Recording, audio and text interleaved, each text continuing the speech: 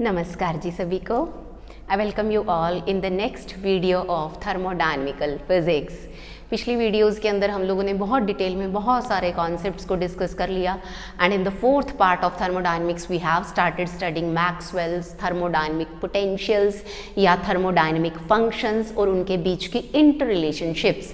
और मैंने वहाँ पर भी कहा था कि ये सारे जो हम पैरामीटर्स पढ़ रहे हैं we are studying them to understand Maxwell's thermodynamic relations.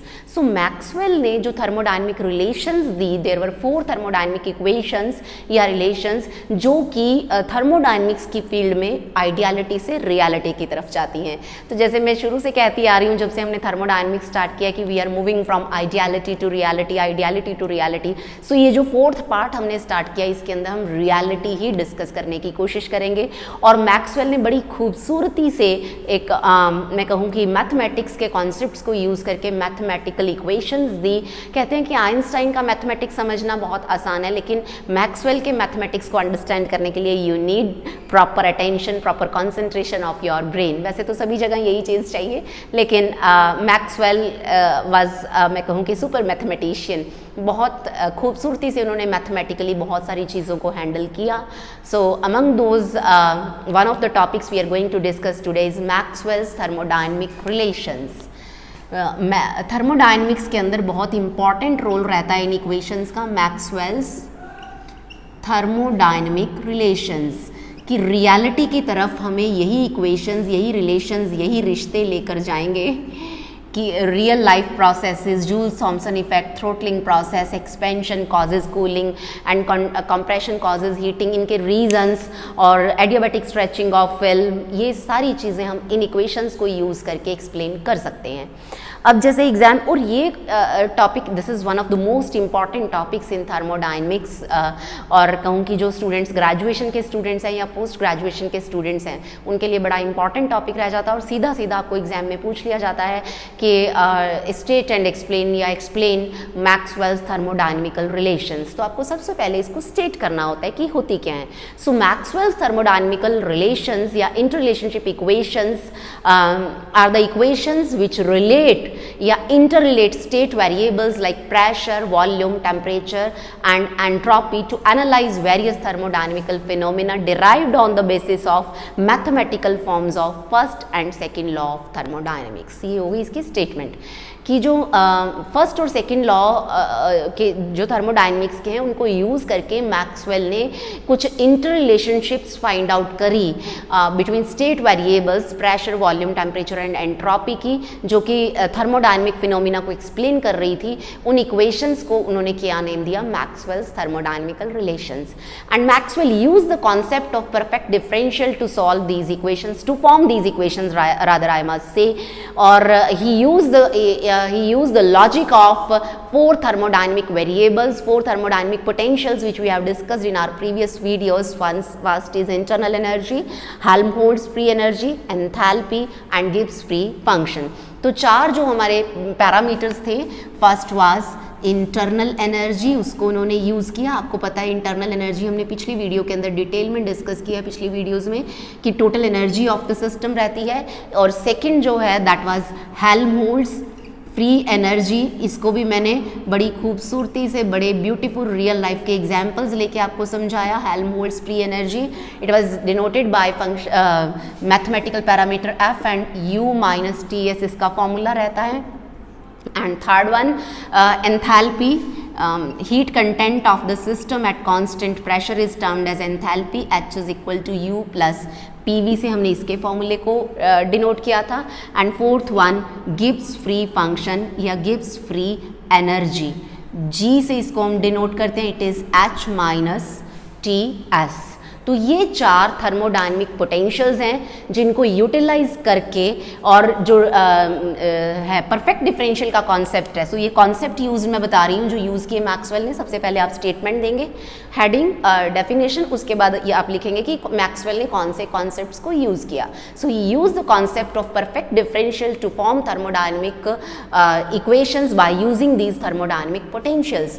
सो जो उसने मैं कहूँ कि परफेक्ट डिफरेंशियल का कॉन्सेप्ट यूज़ किया था, दैट वाज कि अगर मेरे पास 2 इंडिपेंडेंट वेरिएबल्स हैं x और y, आपने एक बार partial derivative with respect to y कर लिया बाय कीपिंग x कांस्टेंट, फिर आपने उसके बाद partial derivative with respect to x किया by keeping y constant, it will be equal to the reverse process कि आपने पहले with respect to x derivative कर लिया बाय कीपिंग y कांस्टेंट, और फिर with respect to y derivative कर लिया बाय कीपिंग x कांस्टेंट। तो किसी भी परफेक्ट डिफरेंशियल के केस में ये रिलेशन जो रहती है ये हमेशा ट्रू रहती है, where this x denotes any quantity which is a state function out of these 4।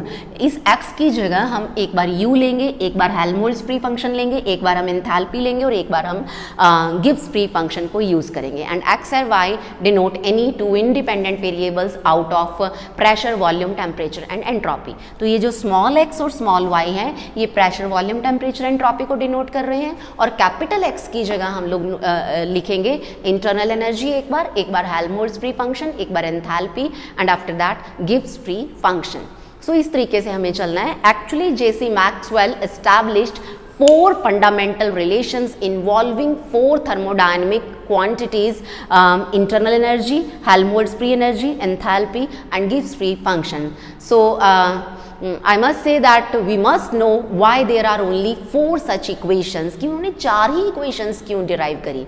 So its answer lies in very simple fact that out of 4 thermodynamic variables, pressure, volume, temperature and entropy, we can pick any 2 as independent variables, and all of them can be, all others can be expressed in terms of those 2. Therefore there are basically 4C2 types of combinations are possible, और हमें पता है ये किसके equal होता है, 4 factorial, 4 minus 2 factorial upon 2 factorial. NCR आपको याद होगा, हमने स्टैटिस्टिकल फिजिक्स की सीरीज में बात करी थी। It is n factorial, n minus r factorial and r factorial.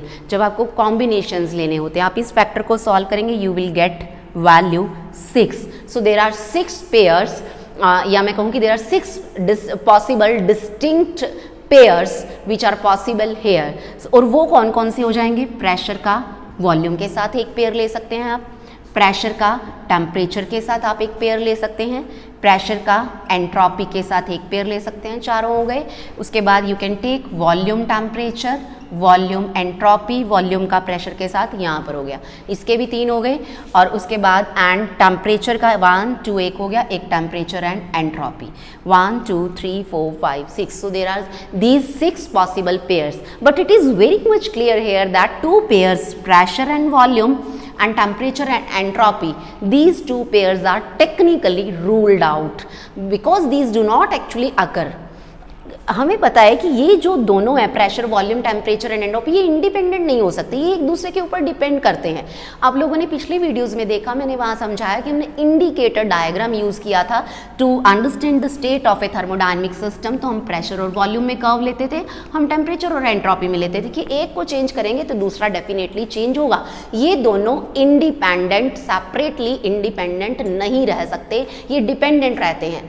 सो मैं ये कह सकती हूँ, and it is very much clear from the first law of thermodynamics, जो कि अनदर स्टेटमेंट हमने करी है, du is equal to TdS minus PdV। तो इस इक्वेशन से ये क्लियर है कि इनका एक पेयर है भैया, इनका एक पेयर है, एक चेंज होता है, दूसरा उसके ऊपर डिपेंड करता है। So that is I can say that pressure, volume and temperature entropy do not represent pairs of independent distinct variables. So they do not occur separately, they occur always in joint form. एक change होगा तो दूसरा भी change होगा, जहाँ तू वहाँ मैं, तू चल मैं आया वाला कॉन्सेप्ट नहीं, जहाँ तू वहाँ मैं, साथ साथ साथ साथ।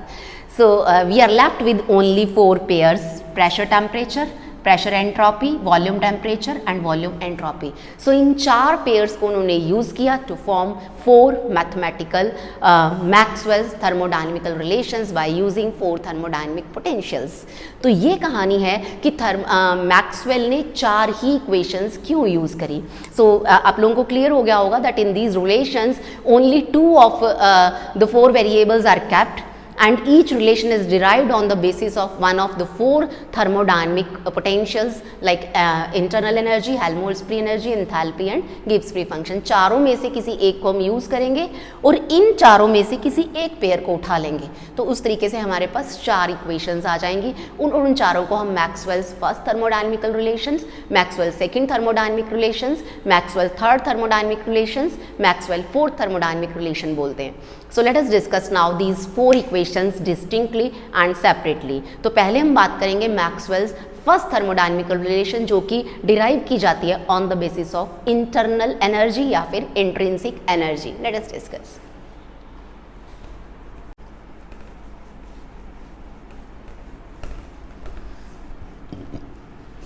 तो फर्स्ट इक्वेशन डिराइव करेंगे on the basis of internal energy. तो मैं जिसकी ज़रूरत है उसको लिखा देने देती हूँ, बाकी को इरेज कर देती हूँ। सो let me rub it off. We will rewrite the things which we will be needing further.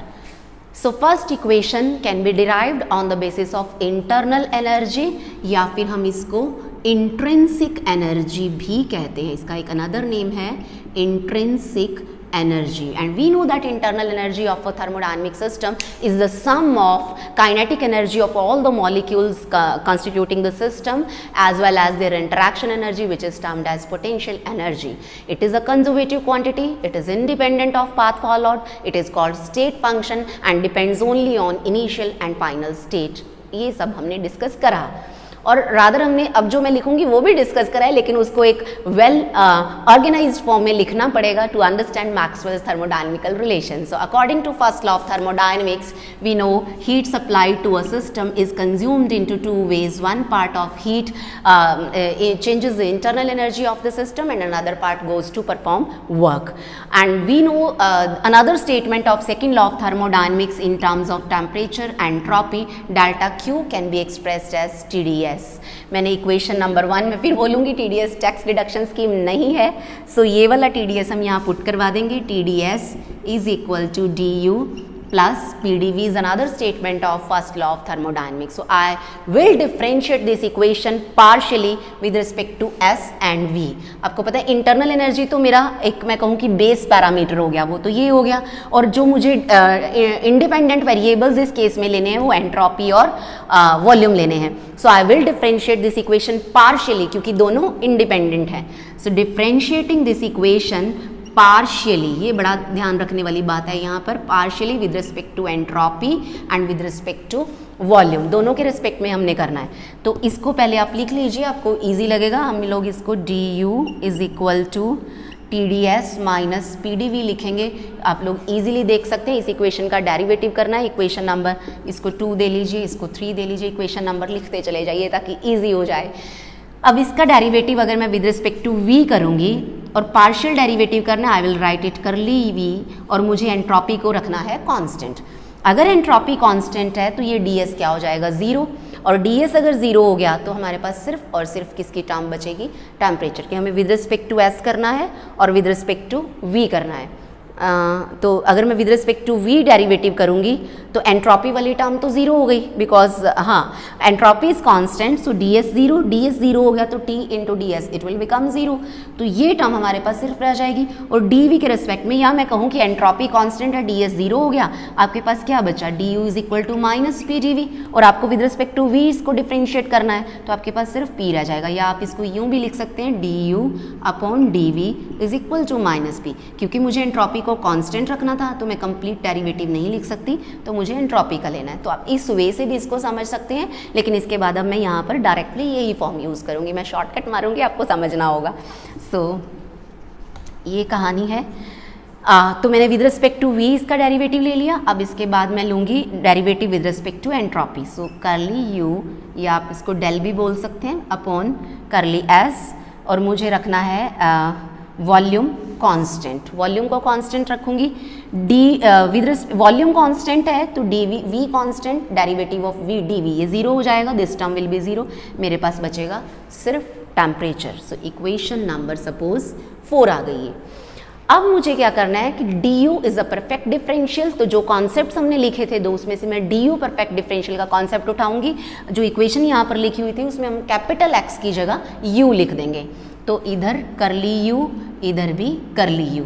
एक बार हमें x के रिस्पेक्ट में पहले डेरिवेटिव लेना था, फिर v के रिस्पेक्ट में फिर y के रिस्पेक्ट में। यहाँ पर x हमारा सपोज v है, पहले v के रिस्पेक्ट में लिया, फिर s, क्योंकि हमारे वेरिएबल्स s एंड v हैं। उसके बाद इधर पहले v लिया था, यहाँ पर पहले s ले लेंगे, उसके बाद हम लेंगे v। तो ये परफेक्ट डिफरेंशियल की डेफिनेशन हो गई। मैं डायरेक्ट, और ये दोनों आपस में क्या रहेंगे, equal. Now I am going to use equation number 4, क्योंकि जब ये लिया था ये कांस्टेंट था, ये लिया था ये कांस्टेंट था। अब इक्वेशन नंबर 4 में करली यू बाय करली वी की वैल्यू है -p, तो यहाँ पर जब हम पुट करेंगे तो ये करली p बाय करली s, ये मुझे पता है नेगेटिव में आ जाएगा। अब with respect to x derivative हो रहा है तो वॉल्यूम कांस्टेंट रहेगा, is equal to curly u by curly x की वैल्यू यहाँ पर है t, यहाँ पर मैं इसको t पुट कर दूंगी, करली बाय करली t, और v के रिस्पेक्ट में हो रहा है तो यहाँ पर एंट्रोपी s क्या रहेगी, कांस्टेंट। अब चाहे तो ये नेगेटिव इधर भी लेकर आ सकते हैं, आपको राइट हैंड साइड पर नेगेटिव लिखना ज़्यादा अच्छा लगता है। So it is minus curly t by curly v s। So this equation is termed as Maxwell's first thermodynamical relation, या मैक्सवेल्स फर्स्ट इक्वेशन हम बोलते हैं थर्मोडायनेमिक्स के अंदर इसको। यू कैन नोट डाउन, ये सारा का सारा आप नोट कर सकते हैं। ये मैक्सवेल की फर्स्ट इक्वेशन हो गई, जो हमें ये बताती है कि प्रेशर और टेम्परेचर एंट्रोपी और वॉल्यूम के साथ किस तरीके से चेंज होते हैं by keeping volume constant one time and entropy constant other time. और इनको हम यूटिलाइज करेंगे आगे रियल लाइफ प्रॉब्लम्स को अंडरस्टैंड करने के लिए। Let us discuss second equation which is derived by using Helmholtz free energy.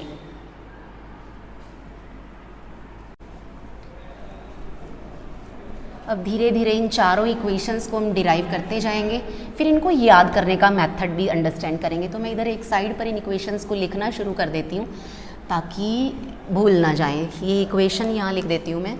First equation आ गई है हमारे पास, करली p by curly s at constant v is equal to minus partial derivative of t with respect to partial derivative of v at constant s। तो ये first equation आ गई है। अब हमें बात करनी है सेकंड इक्वेशन की, which is derived by using Helmholtz free energy. अब हेल्महोल्ट्ज फ्री एनर्जी क्या बला है, क्या मीनिंग है, और रियलिटी में इसको मैंने आपको समझाया एग्जाम्पल लेकर, लिंक डिस्क्रिप्शन में है, आप उस वीडियो को देख सकते हैं। So second equation, Maxwell's second equation can be derived by using Helmholtz free energy term, which was denoted by F is equal to U minus Ts, internal energy of the system minus bound energy of the system. This energy is required by a system to keep itself sustained within the surroundings.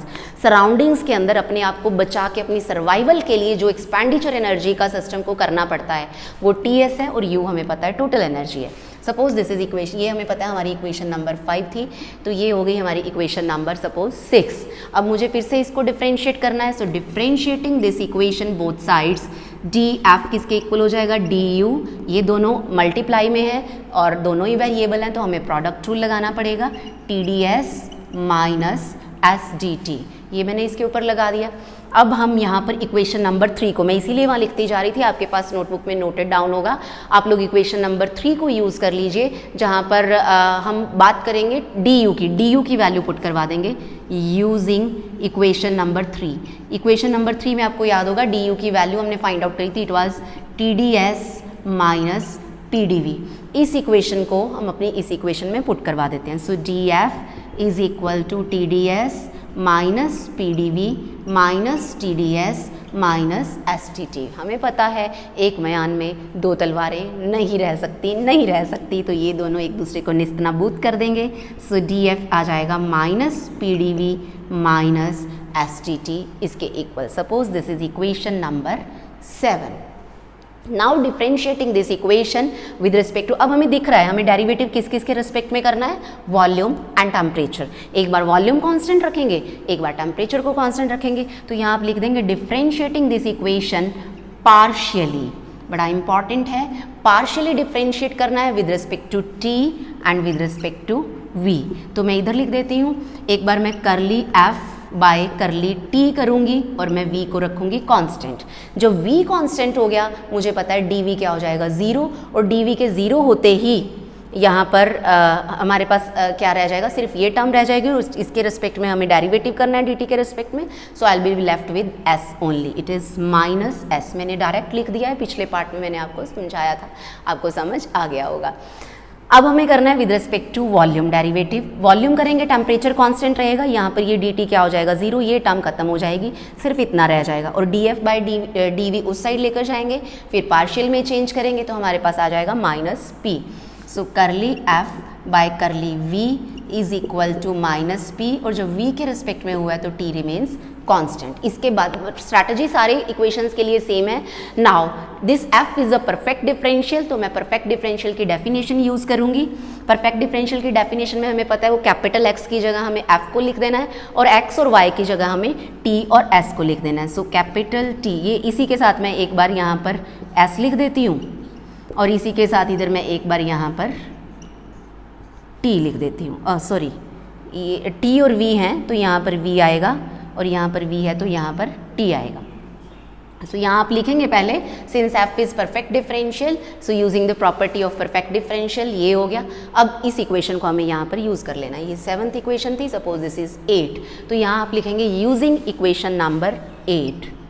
So using 8 के results use कीजिए। This is minus करली s by curly v, और v है तो t constant है। उसके बाद इसकी वैल्यू माइनस करली p बाय करली t, और t के रिस्पेक्ट में हुआ है तो v कांस्टेंट है। माइनस ने माइनस को मार दिया, तो उसके बाद हमारे पास ये एक्सप्रेशन आ गई है, curly s by curly v at constant t is equal to curly p by curly t at constant v, equation number 9। And this is Maxwell's second thermodynamic relation. अब मैं यहाँ पर सीरीज में इसको फिर से लिख देती हूँ, उसके बाद हम थर्ड इक्वेशन पर जाएंगे। It is curly s by curly v at t is equal to curly p by curly t at constant v। ये हमारी थी इक्वेशन नंबर 9। तो ये हो गई हमारी 2 इक्वेशंस मैक्सवेल्स थर्मोडायनेमिकल रिलेशंस की। Third we are going to discuss about third जो पोटेंशियल था, दैट वाज एंथैल्पी। तो थर्ड इक्वेशन को हम डिराइव करेंगे by using the concept of enthalpy. So Maxwell second equation is interrelationship between the, देखिए variables वही 4 है, P, S, T, V, बस 2 को हमें इंडिपेंडेंट लेना है, बाकी 2 को उन 2 की बाकी 2 जो रह जाएंगे सारे, उनको हम उन 2 की फॉर्म में एक्सप्रेस करवा रहे हैं। और जो ब्रिजिंग रोल है वो कौन प्ले कर रहे हैं, ये मैक्सवेल्स 4 थर्मोडायनेमिक पोटेंशियल्स। हम इनको थर्मोडायनेमिक पोटेंशियल्स क्यों बोलते हैं, हमने पिछली वीडियोस के अंदर बात करी थी कि इनकी जो टेंडेंसी रहती है, इनका बिहेवियर पोटेंशियल एनर्जी की तरह रहता है, that is why. So third equation derive करने के लिए we will be using the concept of enthalpy, and we know that enthalpy is the heat content in a system, and its equation is H is equal to U plus PV। इस equation से हम इसको denote करेंगे, equation number suppose 10 हो गई। इसके बाद differentiating this equation on both sides, strategy सब में सेम है, डिफ्रेंशिएट करेंगे, DH is equal to DV DU, यहाँ पर आपको प्रोडक्ट रूल लगाना होगा। So it is PdV plus VdP। फिर से हमें पता है कि DU की वैल्यू हम फिर से पुट करेंगे इक्वेशन नंबर 3 में से, put DU is equal to TdS plus PdV। TdS minus PdV था, सॉरी ये क्या हो गया, TdS minus, so DH is equal to DU की वैल्यू पुट करेंगे, TdS minus PdV plus PdV plus VdP। PdV ने PdV को मार दिया, एक जैसी 2 चीज़ें नहीं रह सकती, सो TdS प्लस VDP। ये इक्वेशन हमारे पास आ गई। Suppose this is equation number 11। अगला स्टेप गेस कीजिए। हाँ बिल्कुल ठीक। अगले स्टेप में हमें क्या करना होता है, इसको डिफ्रेंशिएट करना होता है और हमें वेरिएबल्स नज़र आ गए हैं। किस किस के रेस्पेक्ट में डिफ्रेंशिएट करना है, एंट्रोपी के रेस्पेक्ट में एज वेल एज प्रेशर के रेस्पेक्ट में। सो एंट्रोपी के differentiating this equation partially with respect to S and P। तो एक बार curly H by curly S आएगा, S आएगा तो P कांस्टेंट होगा। एक बार curly H by curly P आएगा और P आएगा तो S कांस्टेंट होगा। With respect to S derivative करना है, P कांस्टेंट है, P कांस्टेंट है तो dP 0 हो जाएगा, ये टर्म खत्म हो जाएगी। तो यहाँ पर क्या बचेगा, ओनली T। इसी तरीके से with respect to P derivative करेंगे, S कांस्टेंट रखेंगे तो ds 0 हो गया, ये टर्म 0 हो गई, तो हमारे पास क्या बचेगा, V। सो करली H बाय करली S और करली H बाय करली P किसके इक्वल आ गए, T और V के। Suppose this is equation number 12। अगला स्टेप आपको फिर से याद होगा। अब हमें पता है कि this H is perfect differential, तो ये क्योंकि परफेक्ट डिफरेंशियल है तो बिल्कुल उसी तरीके से हम इसको अब लिख देंगे कि ये curly H by curly P किसके इक्वल हो जाएगा, अगर हम curly H by curly S करें, and it will be equal to curly H by curly S। उसके बाद हम करली बाय करली P करेंगे and now we will be using equation number 12।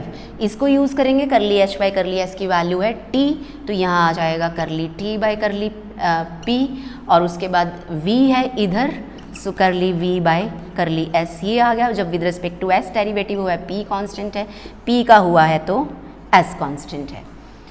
So this is equation number ये 12 हो गई, इसको हम 13 बोल देते हैं और इसको हम 14 बोल देते हैं।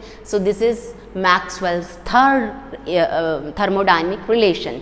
तो ये भी उसी तरीके से वॉल्यूम, टेम्परेचर, एंट्रोपी, प्रेशर इनको इंटरलेट कर रही है। यहाँ लिख देते हैं हम करली V बाय करली S। देखिए कैसे फटाफट सटासट मैथमेटिक्स हो ही जा रहा है, कितना आसान मैथमेटिक्स है मैक्सवेल का भी, एक बार समझने की ज़रूरत है, उसके बाद तो थिंग्स आर सिमिलर। इसी तरीके की कहानी इलियम वेव्स में भी रहती है मैक्सवेल इक्वेशंस की। तो 3 इक्वेशंस हमने कर ली and last but not least again we will be using Gibbs free energy to derive 4th Maxwell's thermodynamical relation. So let us use that equation number 4। आपने इसको नोट कर लिया होगा, आप नोट कर लीजिए, एक पॉज दीजिए and note it down. So this is the beauty और comfort और ease of this social media apps और channels like YouTube कि आप चाहें तो अपनी मर्ज़ी से स्पीड को कम कर सकते हैं, ज़्यादा कर सकते हैं, रोक सकते हैं। सो 4th equation, Gibbs free energy या गिब्स फंक्शन को यूज़ करके गिब्स फ्री एनर्जी हमने आपको बताया था, आपको पता होगा, जिनको नहीं पता लिंक डिस्क्रिप्शन में आप वीडियो देख सकते हैं कि गिब्स अंकल ने ये कहा था कि जो एनर्जी होती है अवेलेबल एनर्जी, उसके लिए आपको एक्सपेंडिचर में एंथैल्पी को लेना होता है, ना कि इंटरनल एनर्जी को। टोटल एनर्जी हमेशा अवेलेबल नहीं रहती है to perform work. So G is equal to H minus Ts is Gibbs free function. Now we will be using the formula for enthalpy. It was H is equal to U plus PV. तो G is equal to U plus PV minus Ts। पिछली video के अंदर हमने इस फॉर्मूले को भी discuss किया। इसको चलो इक्वेशन नंबर 16 दे दीजिए। Now differentiating this equation on both sides. Differentiating this equation, so DH is equal to DU plus PdV plus VdP minus TdS minus STT, क्योंकि इन दोनों पर प्रोडक्ट रूल लगाना पड़ेगा। सो अब हम फिर से यूज़ करेंगे du is equal to TdS minus PdV, using du is equal to TdS minus PdV।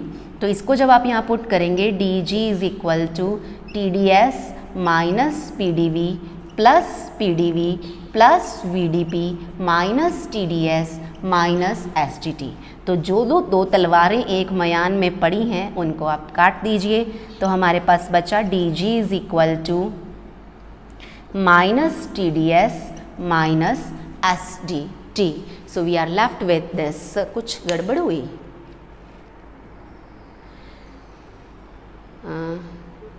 TdS तो कट गए थे, हमने VdP काट दिया गलती से यहाँ पर। सो TDS को TDS ही मारेगा तो हमारे पास बचेगा VDP माइनस STT।